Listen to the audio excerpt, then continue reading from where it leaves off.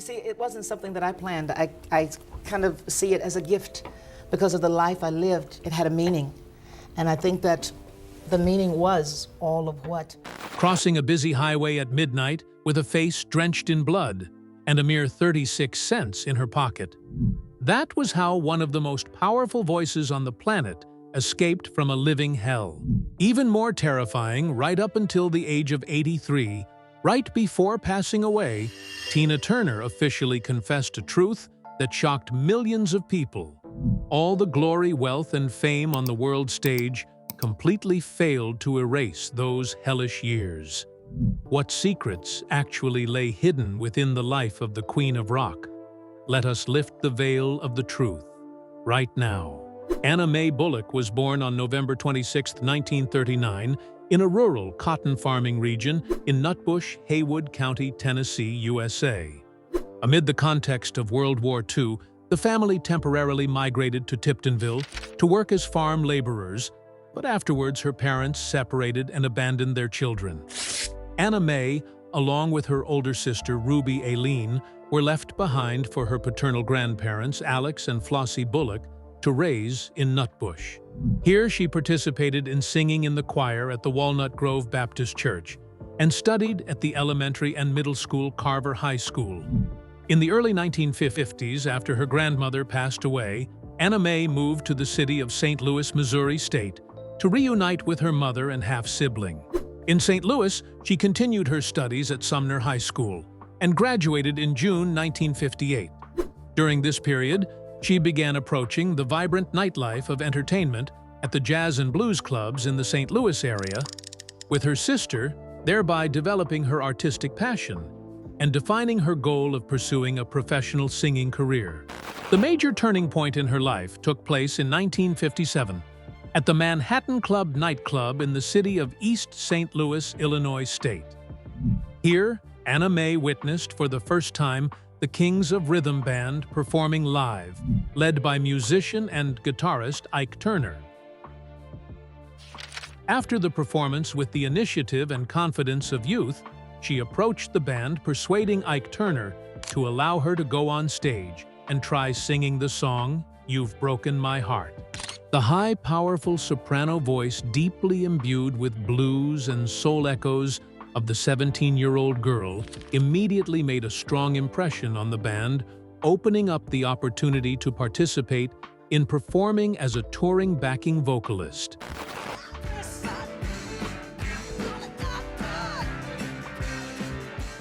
In her autobiography, Tina the artist describes the process of joining the band as the starting step for a chain of days bound to the controlling decisions of the founder.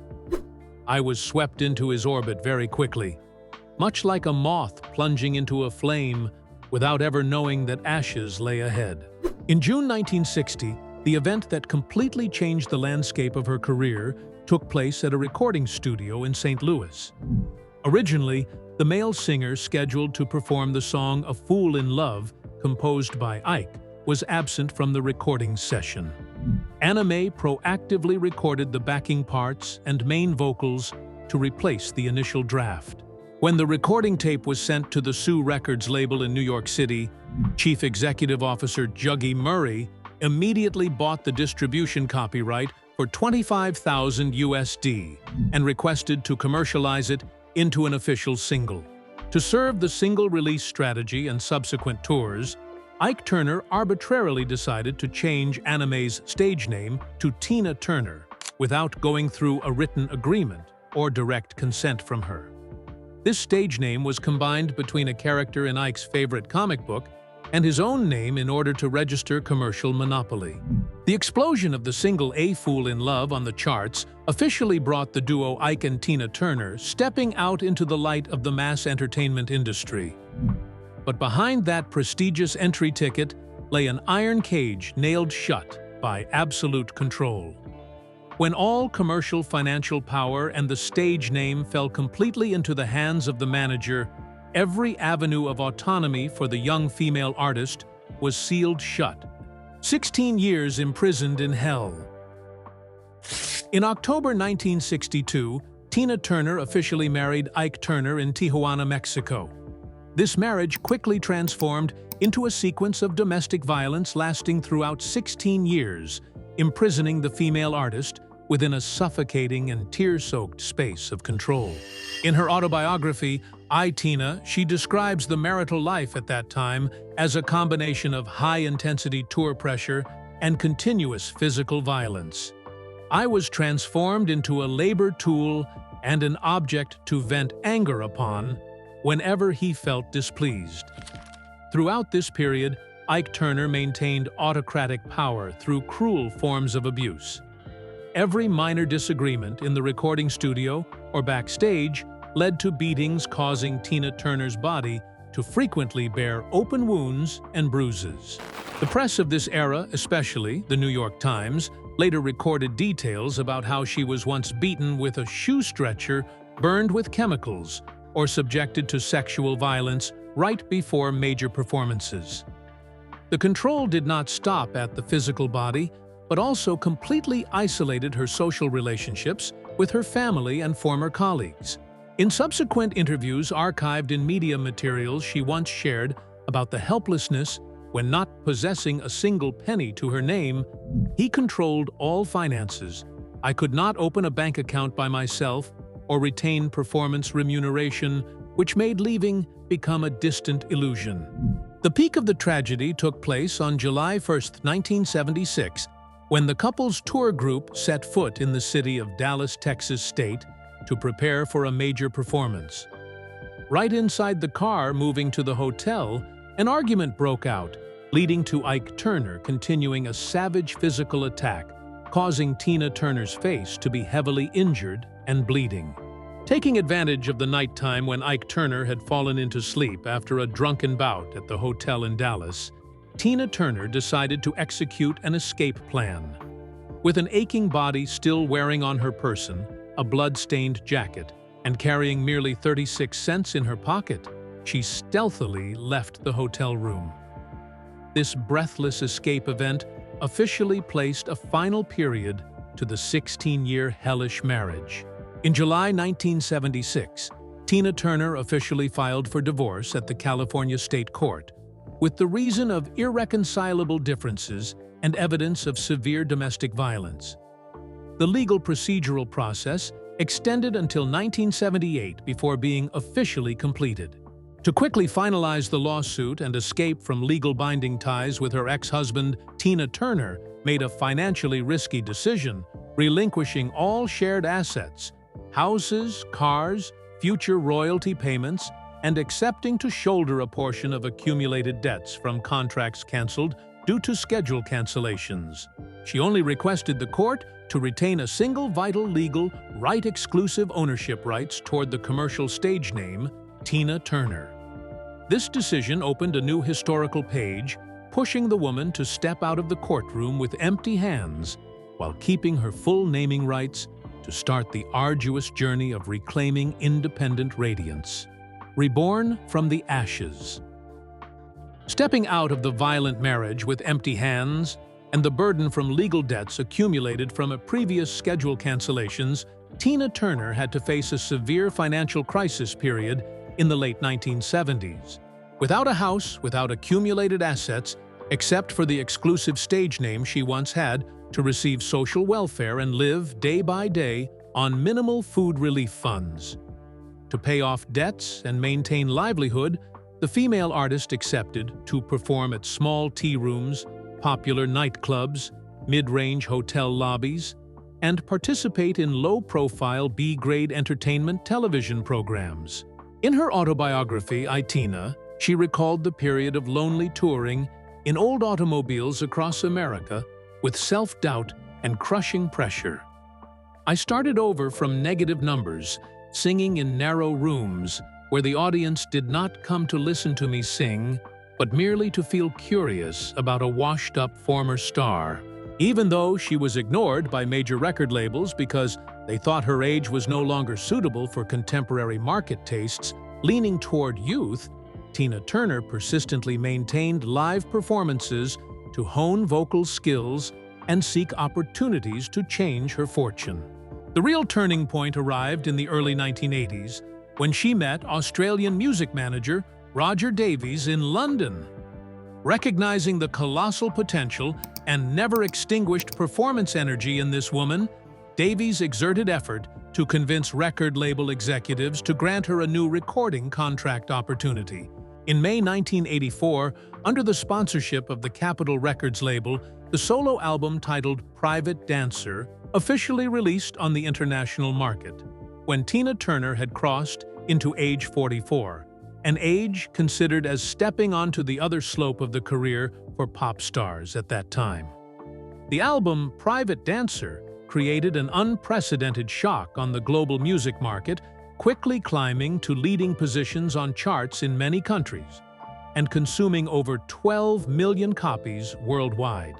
The lead single, What's Love Got to Do With It, soared to the championship position on the Billboard Hot 100 chart in the US, while simultaneously bringing home for Tina Turner 4 prestigious Grammy Awards, including the categories of Record of the Year, Best Female Pop Vocal Performance, and Album of the Year.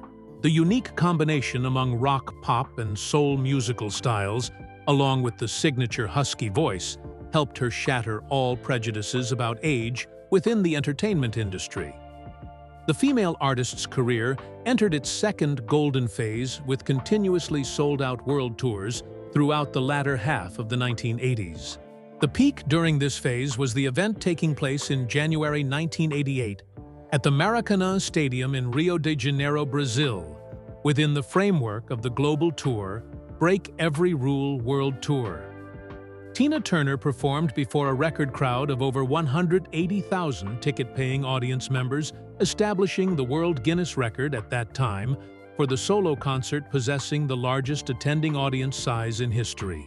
Sharing with the Los Angeles Times about the moment standing at the peak of glory, after many years immersed in darkness, the artist stated, "Success in maturity taught me how to cherish every single minute standing under the stage lights, because I knew how costly the price paid to exchange for freedom truly was." This spectacular turnaround not only reshaped the global mass music industry, but also solidly consolidated the title Queen of Rock and Roll. Even so, the price of freedom is sometimes paid with exhausted health. When the spotlight gradually receded, the artist's body began collapsing before destructive illnesses, while ultimate tragedies concerning blood relations stood ready to swoop down and test the willpower of an icon. Heartbreaking pain in later years. Entering the stage of later years, Tina Turner had to face another fierce life-and-death battle, a series of medical disasters devastating the body. The consequences of years living in extreme stress pressure and past violence left heavy sequelae upon both physique and psychology. She suffered from chronic high blood pressure since 1978, but was subjective prolonging formal medical treatment resulting in uncontrolled blood pressure, causing severe damage to vital internal organs, particularly the excretory system and kidneys. The peak of health crisis happened in 2017 when Tina Turner faced end-stage renal failure, forcing her to undergo tiring dialysis sessions and stand before the brink of death. In a critically perilous situation, her second husband, Erwin Bach, made a historical decision donating one of his own kidneys to save the life of his wife. In the autobiography titled My Love Story, the female artist wrote about this noble gesture. "He gifted me the greatest life gift of his, which was his kidney to keep me staying in this world.